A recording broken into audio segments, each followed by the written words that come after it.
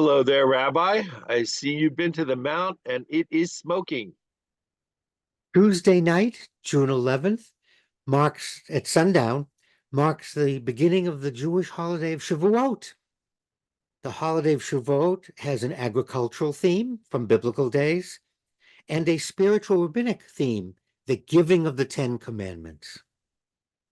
Now, the Ten Commandments, something that only recently occurred to me was that Moses must have been in pretty good shape because I like to collect interesting rocks, you know, and I keep wondering whether it was two pieces of granite that the tablet was made out of or sandstone, which might be more likely because it's easier to carve and shape.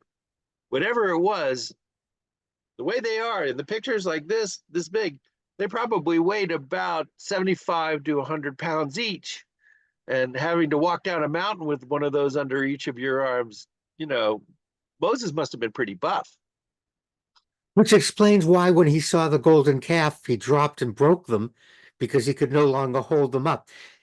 There's a midrash that addresses your question, Joe. The midrash says that since the commandments were burned into the rock by God's finger, God's hand, they pulled the weight of the rocks. So the rocks, Moses was actually holding them down to keep them from floating away because God's words made them lighter than the pull of gravity.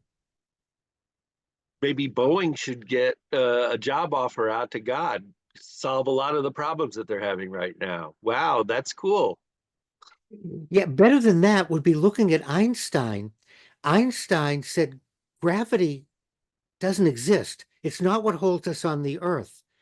And you have to look at his theories of relativity and Einstein's other writings. He said that the weight of the universe pushes down on us. And that's what keeps us on the planet, not a pull, but a push from above. Go figure. But this is going to be a new topic for us. And for the next 10 weeks, give or take, we will be discussing each of those legendary instructions from above. And what are we going to start with today? Well, I'd like to start with some observations or an introduction.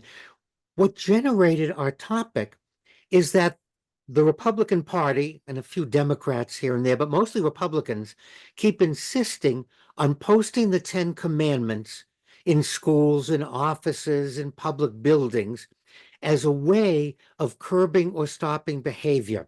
I am all for posting the Ten Commandments. I have no objections. I'm all for those politicians that want to post the Ten Commandments. My objection is their thinking that by posting it, it's going to change behavior and make America great again. So, keep off the grass is not going to cut it. And I always object to no trespassing signs or dangerous, but no fences. Legally, that means the person isn't responsible if you step on an unexploded mine or a shell from the First or Second World War. The fact is, the object is still there, the danger is still there, and the fact that you put up a sign doesn't alleviate you from the responsibility or protect individuals. So posting the Ten Commandments will not get people to stop doing egregious things and behaviors that are dangerous to all of us. But isn't it helpful to have a reminder every now and then that says, God is watching you? I think if you ask most people, they can recite all or some of the Ten Commandments. I'm not sure that's a problem. I think it's a way of defocusing. I think it's a way of abdicating authority and not actually doing something that would solve our problems. Just posting it doesn't solve it. Just saying it. Think about our children. Think about what our parents said to us. We actually watch their behavior. We learned from the behavior of the adults around us. We did not learn from what they said. In fact, we learned very quickly that there's a big gap between what adults said to us as kids and what we say to our kids and their behavior. We know that very quickly. And it's also good to keep in mind that not everyone in the entire universe, especially in the United States, where we're the melting pot, follows the Ten Commandments as dogma, that there are other faiths, other religions, other principles. But let's just say, put aside God inspired, God written, God dictated to Moses, written on tablets, put all that aside. They are valuable statements about behaviors that are harmful to us as individuals and to society in which we live. So they do provide good guidance. So if you want to pull out the God aspect, that's no reason not to look at them and say, this is really, I want to take a look at this because of my own behavior, my own thoughts, and the politicians around us. But if you take out the God element, you lose at least half of the Ten Commandments. Is it? And would you renumber them, or would you just have like 4, 5, 8, 9, and 10? And I also agree with you that the just looking at the Ten Commandments isn't necessarily going to change anybody's behavior. What I find ironic is the number of politicians who, especially the ones who are proposing putting up the Ten Commandments, who don't necessarily follow the Ten Commandments.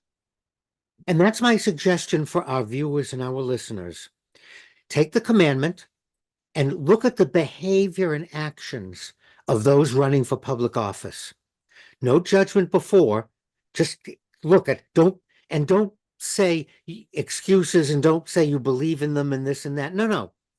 Let's just look and say, politician running for president of the United States.